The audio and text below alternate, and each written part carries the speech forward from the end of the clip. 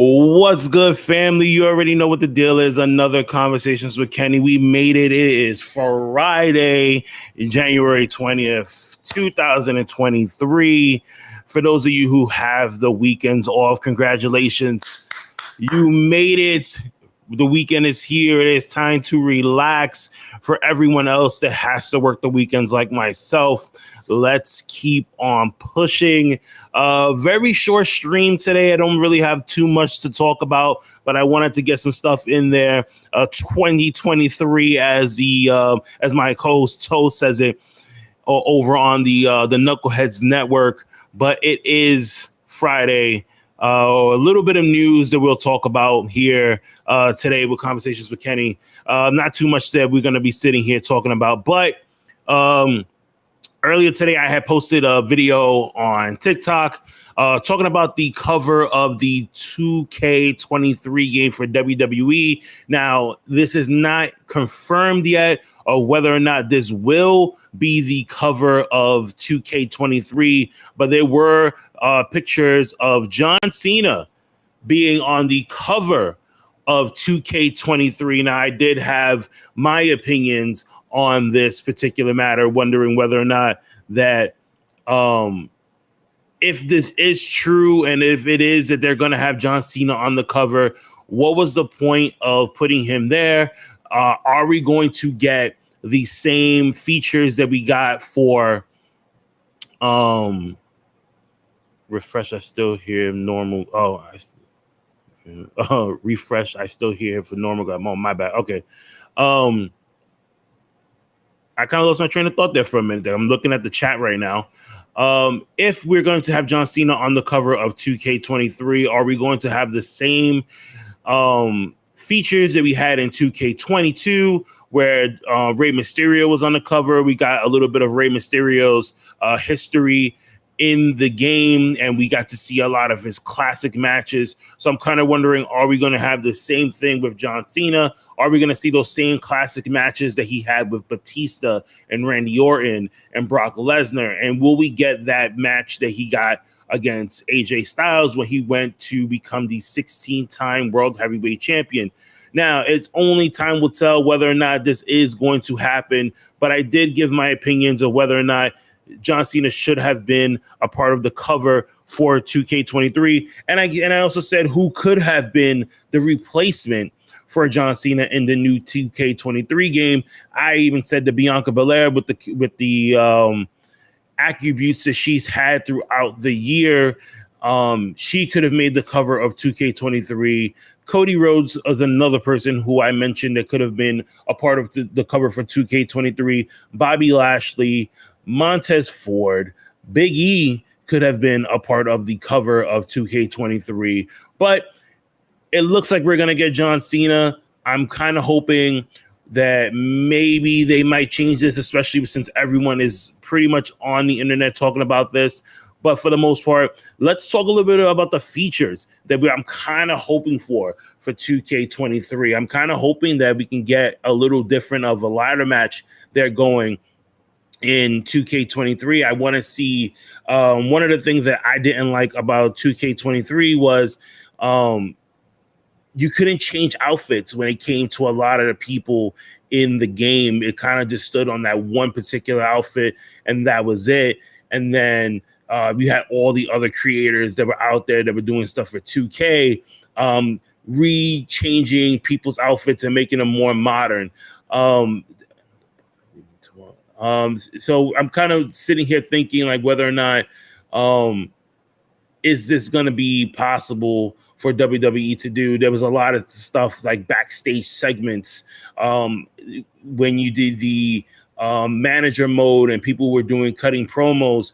We couldn't really see or hear the promos. We kind of just read what they tried to do and get their points across, right? I would love to see more of a voiceover for 2K23 when it comes to promo work, right?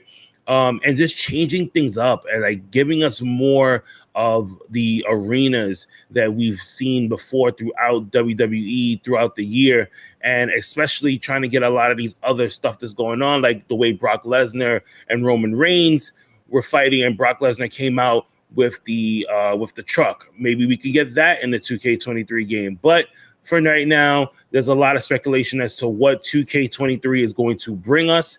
2K22 was a smash. It was way better than 2K20. They gave a lot of problems. Looking at the chat here, Ashley's in the building. You're killing me with this picture. It's like Cena has taken over your voice. That was from Toe. And everybody else here on the chat right now, but everyone over on TikTok right now, just going over. They've been to church. I don't know. And what are we going to go to next? Like I said, not a lot that we're talking about today. A really short stream as far as like what I wanted to just go over with conversations with Kenny. One of the other things too that I got to finally see was Power Slap. Now, if you haven't seen Power Slap, I'm just going to leave the graphic up there on the screen right now as I'm talking. But if you've seen Power Slap, this is like MMA, but just bored, right? You get a group of guys together that are literally smacking the living hell out of each other, all for a prize. I'm not too sure how much the prize that Dana White is giving out to whoever the winner is, but you get to see the progression as these guys move up in the house where they're going to be competing against each other for this Power Slap title and possibly some money that's involved that's going to be split between the guys in the house, well, the winning team. And we got to see a lot of characters in this first episode. One of the guys that I liked in this episode, his name is One Eye Wolf, right? He's obviously from his name, he has one eye, but he like his power and his ability to take pain was something that I was just like so mind blown when I was watching this guy, right? And one of the things I said that I felt that was unfair is that if he couldn't compete to get into the house, why would you have him come in the first place, right? So they let the guy compete. We found out who he was, right? He took not one, but 3 slaps to the face on 3 different occasions, right? He ate every single one of those smacks. It was just one after the other, one after the other, one after the other. And this guy was going crazy, right? And then it was his turn. And when I mean that this guy led off the most powerful smacks I've ever seen somebody get hit. And then just to disqualify him at the end because he only had one eye is so disrespectful. I would have fought that. And I felt like there was just more of a slap in the face from Dana White, no point intended, as far as like, if you knew that he wasn't going to be eligible to compete, why would you have him on the show in the first place? And there was another guy too. His name was Alex. They called him Black Jesus, right? He got hit so hard with the guy's palm of his hand that he cut his lip open. The side of his lip got busted open. They disqualified him because they couldn't stop the bleed. Well, they could have stopped the bleeding, right? They could have put something over it, let him compete. He was still fine to go. He wanted to continue on, but they said no. But they're going to give him a second chance. And that's what I like. They gave him a second chance. He's going to try and smack his way into the house. My God. When they say they have to slap their way into the house, it's just mind-blowing to me. So people are asking on TikTok, when does Power Slap come on? So Power Slap comes on Wednesday nights, 10 p.m. Eastern Standard Time on TBS. It's right after AEW Dynamite. So if you want to sit there and watch some really great wrestling and then stick around and watch Power Slap, that is going to be something that you definitely want to sit there and watch. We could discuss Power Slap the next day. We could do a whole review on Conversations with Kenny on Thursdays, just like we've been doing with other stuff that we've been reviewing here early in the mornings. But definitely check out Power Slap. If you have not checked it out, check it out. It is a very interesting show. So they had two females. Because I was kind of wondering, like, I know that there's female slappers out there, athletes, and they gave us these two women, right? And I have to say that the girl who won, her name was Sheena. You could tell that she didn't want to smack the other girl, right? She says she's only trained with men. She's never really trained with women. And she has a really respect for women, women in general go through a lot of things. So to have two women stand in front of each other and try and smack the living shit out of each other, she felt some type of way. Obviously she won, and at the end, when the girl got smacked, she kind of did like a tuck and roll. You have to see this for yourself to believe it. She stumbles a little bit, and she kind of went to go shake the girl's hand because she knew that she was done. And as she moved forward, she kind of just did a tuck and roll, and they had to like catch her really quick, right? She did the tuck and roll, fell, came over, they grabbed her, and there was just like, okay, let's make sure we sit her down, right? And they hugged it out. Sheena, who won, she got really emotional. So you can tell, like, this competition that they're gonna have is gonna be one of those type of competitions where you're gonna see a lot of emotion. You're gonna see a lot of testosterone in these episodes where it's just a group of guys that are literally fighting for money. It's like those old school movies that we've seen where the guys are like bar fighting because they need to get money to like take care of their daughter type of thing. And I'm showing my age here because it's like a lot of 90s movies, but for the most part, I think Dana White may have a hit on his hands with this one. I don't see it lasting too long. Maybe it might go on with this, which one season. It might come back for a second season. I said if it comes back for a second season, you need to add more females to this. Sheena didn't, even though she won her match, they couldn't put her in the house, so they made her an assistant coach for one of the other coaches that are going to be competing in the house, right? So I want to see what if it does go to a second season, right? Are they going to they're going to integrate more of the female aspect of these slap competitions, right? So definitely that's something to look out for when you're sitting here trying to figure out what you're going to watch on TV. I am back. Moving on to some other news here. We got a little bit of an update on Naomi. Now, we haven't seen Naomi back. We haven't seen her in a WWE ring since May when her and Sasha Banks walked out and dropped the women's tag teams championships and said that they need to do better. Now, Naomi, better known as Trinity, like I said, she hasn't wrestled since May when she walked out on Monday Night Raw.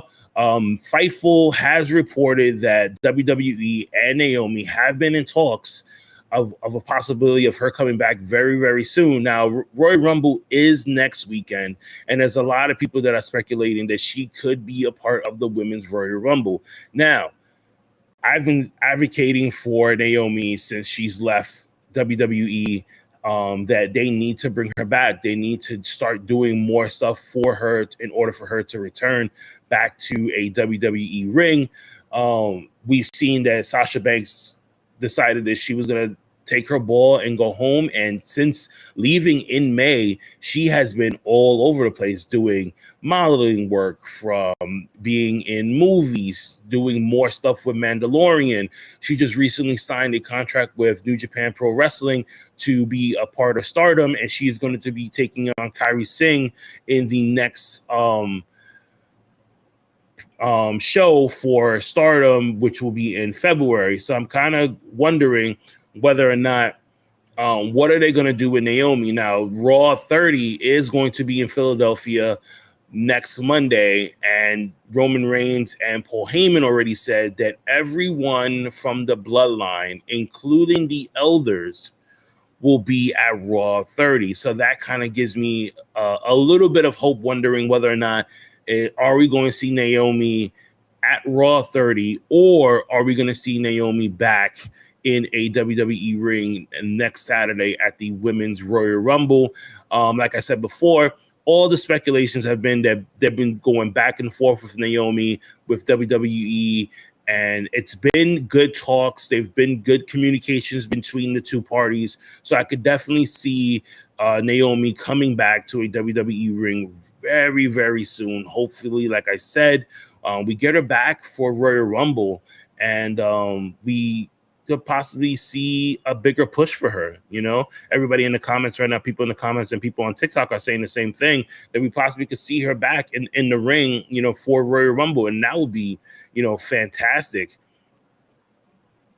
Let's see here. Oh, so there was other rumors. From the Pro Wrestling podcast had reported earlier that there was reports of that The Rock had said that he was not going to be in ring shape for WrestleMania. So he was going to, and no more words or less, he didn't say that whether or not like he was going to go to WrestleMania, but he said that he wasn't in ring shape to do what he wants to do when going back into the ring. So it's going to be pushed back. So I'm kind of wondering whether or not, is this a ploy to weed us away from a possibility of Dwayne "The Rock" Johnson coming back at the Royal Rumble, or even coming back at WrestleMania, with so many different speculations of whether or not that The Rock was going to face Roman Reigns at WrestleMania. It kind of gives us to the fact of now whether or not, like, are they trying to swerve us?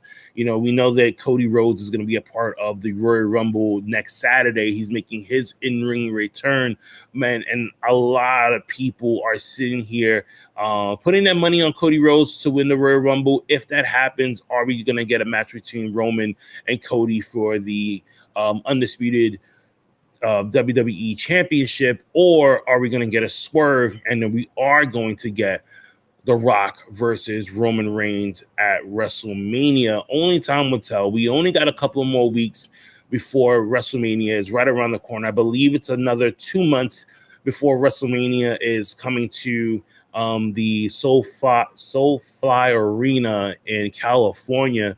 Your boy will be in the building for that one. So definitely, if you're going to WrestleMania and you see me, obviously, if you see the hat, you already know, stop by, say hi, get a picture. I would love to take a picture with you.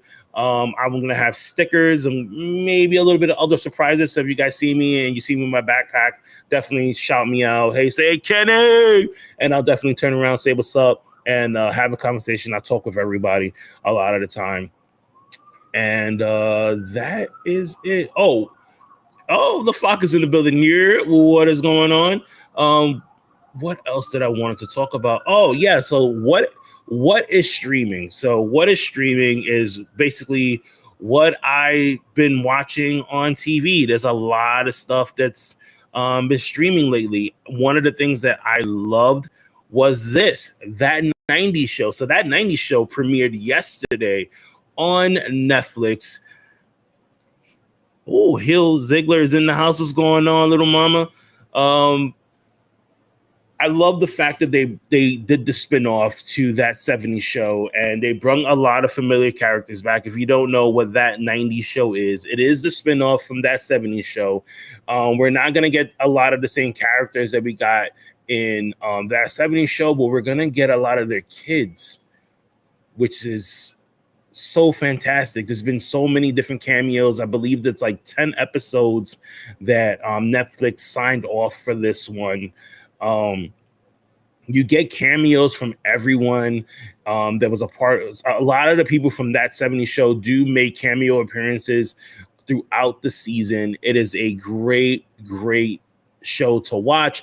I've only watched a couple of episodes because I wanted to get a feel for what the show was going to be about. It's definitely going to take you back into memory lane if you are a big That 70s Shows fan. So definitely something to check out. this weekend, if you're home and you have nothing else to watch, go on Netflix, pop in that 70s show, and enjoy some great laughter. Also, Bullet Train is also streaming online as well, and that stars Brad Pitt. And if you guys are a big Bad Bunny fan like myself, he is in the movie as well, making a little cameo appearance in there. He plays one of the bad guys that's in the movie. What else can we talk about? I think that's it. Battle Club Pro, if you guys are in the New York City area, check me out tomorrow. I'll be at Battle Club Pro. Welcome to New York Part 2. Cosmic is going to take on Trish Adora. You have main event in tag team action. You have Matt Awesome. You have Ruthless Lava. You're going to have Prolific. You're going to have so many more people. Mike Law. I feel like I'm missing so many other Anthony Gamble. It's going to be an amazing show. If you haven't seen Battle Club Pro, if you don't know what Battle Club Pro is, Google it, go on Instagram, go on Facebook, go on YouTube, type in Battle Club Pro, and you will see some phenomenal wrestling. They've had so many big stars walk through that door and step foot into a Battle Club Pro ring that is just like being a part of AEW and WWE. Santi is going to be in the building as well. He's going to be in action. My co-host, Toe, that we do our Monday Night Raw trivia / watch along nights is going back and forth. I have him in the comments here, and I also have him in the comments over on TikTok right now. So I think that's it. I really wanted to just come on because I wanted to continue having this schedule when it comes to doing a lot of my live streams. Obviously, this will be the last live stream for the week.